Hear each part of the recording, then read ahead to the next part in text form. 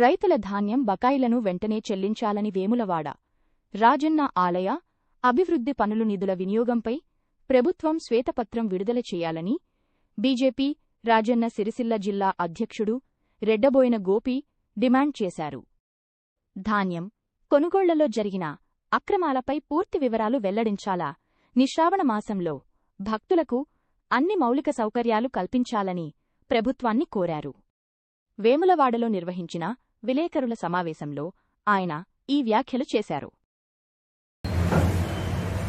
పంట ప్రారంభించే సమయం పోతున్నా గానీ వర్షాలు లేవు. వాతావరణ పరిస్థితులు ప్రమాదకరంగా మారి ఈ పంట నష్టపోయే పరిస్థితి రైతులలో ఉన్నది. రాష్ట్రంలో ఈ వాతావరణం ఉంటే మరి సిరిసిల్ల జిల్లాలో వేరే రకమైన వాతావరణం ఉన్నది. గత పంటకు సంబంధించిన రైతులకు రావాల్సిన డబ్బులు ఏవైతే ఉన్నాయో ఇక్కడ జరిగిన వడ్ల కుంభకోణం ద్వారా మరి ఏం కుంభకోణం జరిగిందన్నది ఇంతవరకు ఎవరు క్లారిటీగా చెప్పడం లేదు.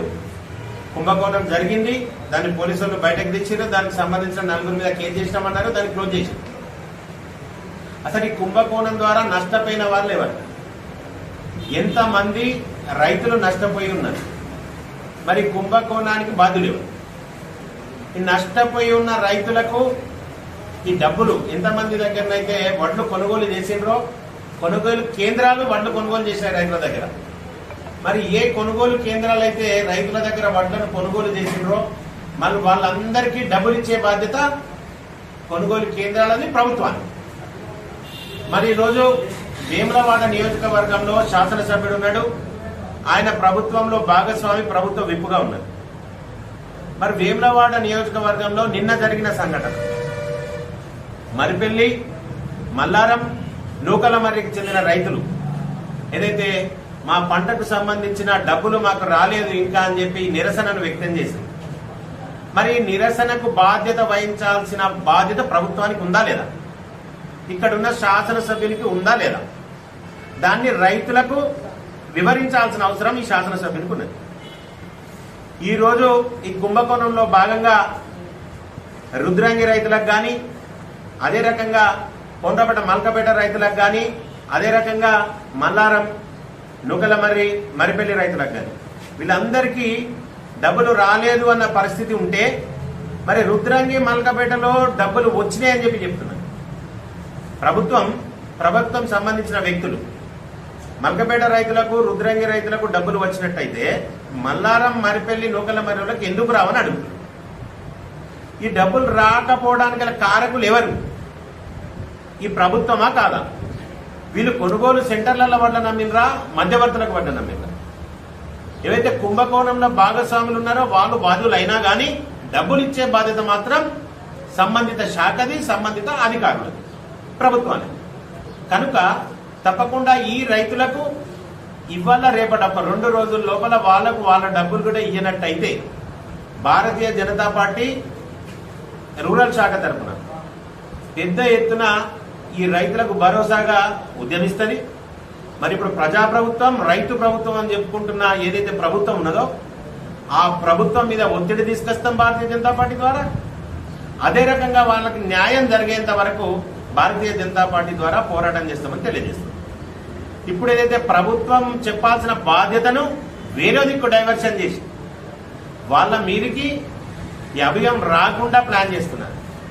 ఏదైతే వడ్ల కుంభకోణం జిల్లాలో జరిగిందో మరి దాంట్లో కంటి తుడుపు చర్యగా కలెక్టరేట్లో పనిచేసే సిస్టమ్ ఆపరేటర్ ఎవరైతే కాంట్రాక్ట్ బేసిక్ ఉన్నాడో వాళ్ళను మాత్రమే సస్పెండ్ చేసింది తప్ప మరి ఇక్కడ కేంద్రాల్లో వడ్లు కొనుగోలు కేంద్రాల్లో ఉన్న వ్యక్తులు, వడ్లు కొనుగోలు కేంద్రాల నుండి ఎక్కడికైతే పంపించబడతాయి అక్కడున్న పెద్ద పెద్ద అధికారులు ఉన్నారు, బాధ్యులు ఉన్నారు, మరి వాళ్ళ మీద ఎలాంటి చర్యలు తీసుకోలేదు. ఇక్కడ జరిగిన కుంభకోణానికి మొత్తం బాధ్యులు మొత్తం కలెక్టరేట్ లో పనిచేసే కంప్యూటర్ ఆపరేటర్ ఒక్కడే ఎట్లయితే చెప్పి అడుగుతున్నా. మీరు కంటు తుడుపు చర్యగా ఎఫ్ఐఆర్ చేసిండ్రు, 2-3 పంపించిండ్రు.